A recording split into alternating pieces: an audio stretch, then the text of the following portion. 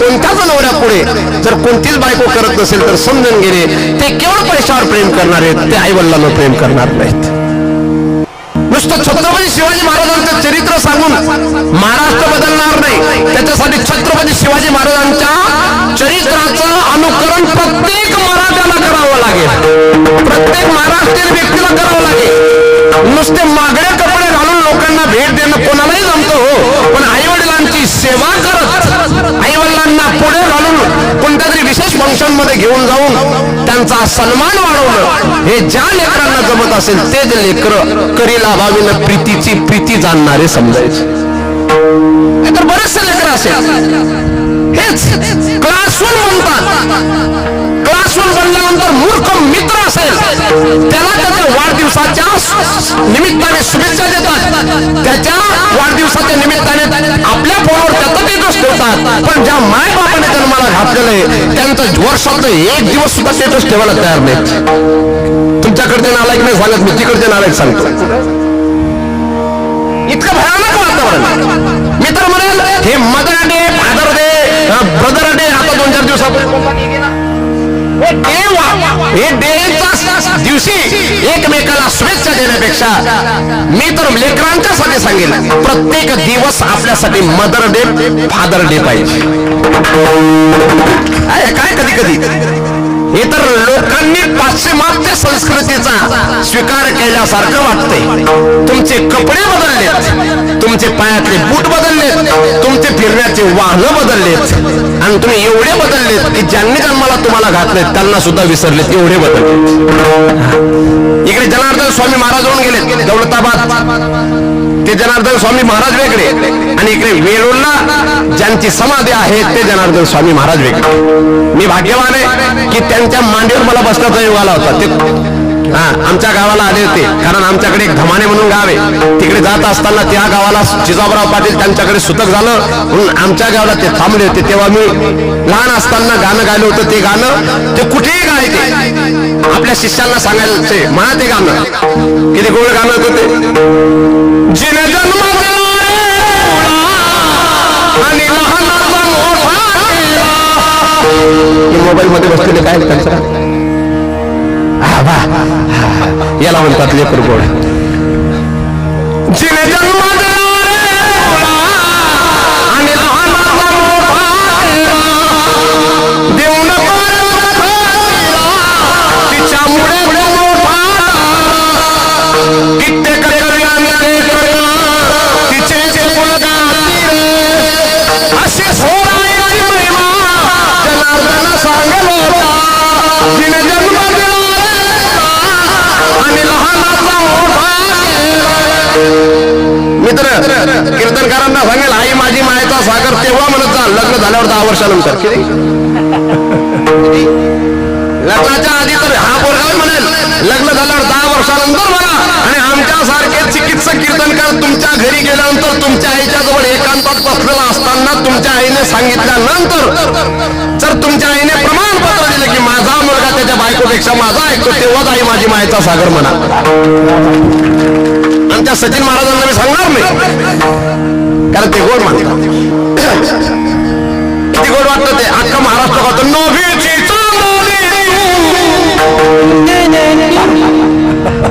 आईबाई ते म्हणून याला आई आवडेल. नभीची चंद्राची शीतलची छाया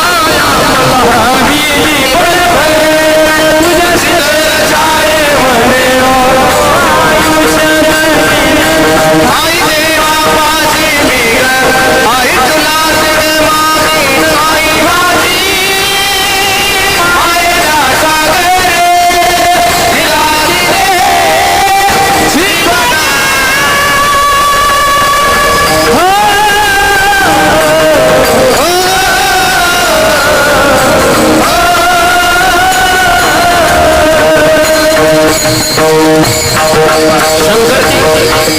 शंकरजी आपल्याकडे आधीपासून किती जमीन होती? 12 एकर. आता किती?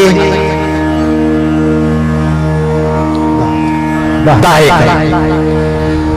तुमच्या धर्मपत्नींनी तुम्हाला 30 वर्ष साथ दिली असं मला वाटतंय का 32 वर्ष जास्त तुमचं 1980 मध्ये लग्न झालं होतं का 80 म्हणजे 40 42 वर्ष 43 वर्ष तुम्हाला साथ दिली तुमच्या धर्मपत्नीने तुम्हाला 43 वर्ष साथ दिली खांद्याला खांदा लावून त्या माऊलीने कष्ट केलं या गावात मला वाटतं थोडस दुष्काळ पण पडत असेल का चांगलं हे गाव बागायती वाटतं का आता टँकर गेलं हे टँकर त्याच दिसलं मला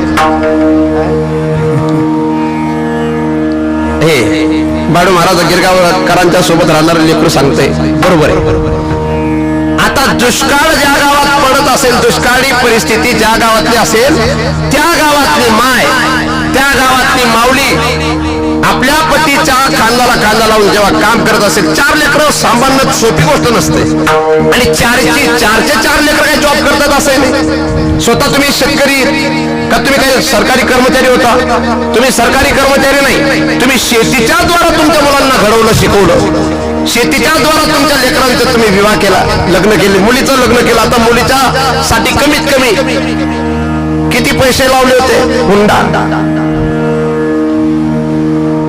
2 लाख कधी 10 वर्षापूर्वी 2 लाख लागले आताचे ते 10 लाख आहेत 10 लाख रुपये आईने लावले तिघांच्या लग्नाचा जर विचार केला सचिन महाराज तुमच्या बहिणीला तुम्ही किती पैसे दिले होते का दिलेच नव्हते दिले होते किती दिले होते 5-6 लाख रुपये तुम्हाला खर्च आला वा वा काय गोड खोटं बोलते माणूस म्हणजे आधी सांगत होतं ती व्यक्ती हुंडा पण नको इथं बहिणीचीच हजरवाडी जर खोटं बोलतो पाहू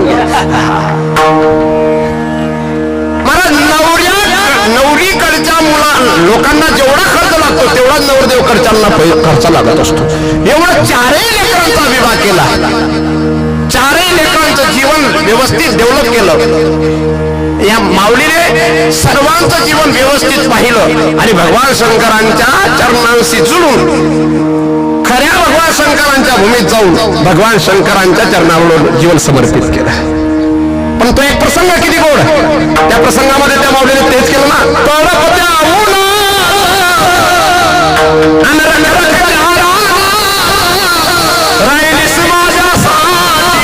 कष्टाच्या बरं का विठ्ठल महाराज तुम्ही त्यांना इशारा करतायत म्हणा असं पण आता वेळेचा अभाव या सर्व अभंगातली भूमिका या भावगीतातली भूमिका या गाण्यातली भूमिका जर आपण पाहिली तर आई प्रेम करते पण लाभाविना प्रेम करते सर्वस्व साये किंवा सर्व ही साये काय काय साये अपमान साये दुःख साये उपेक्षा साये हे सर्व जे साहे त्या मागे फक्त लेकरांविषयीची प्रीती म्हणून अशी प्रीती करणारी माय असं प्रेम करणारे माय बाप तुम्ही संत आणि म्हणून आहो संत महात्मा हो माझं तुमच्यावर ओझ आहे आणि तुम्ही मला भगवंताच्या पर्यंत पोहोचवण्याचा मार्ग दाखवा शेवटचं चरण तू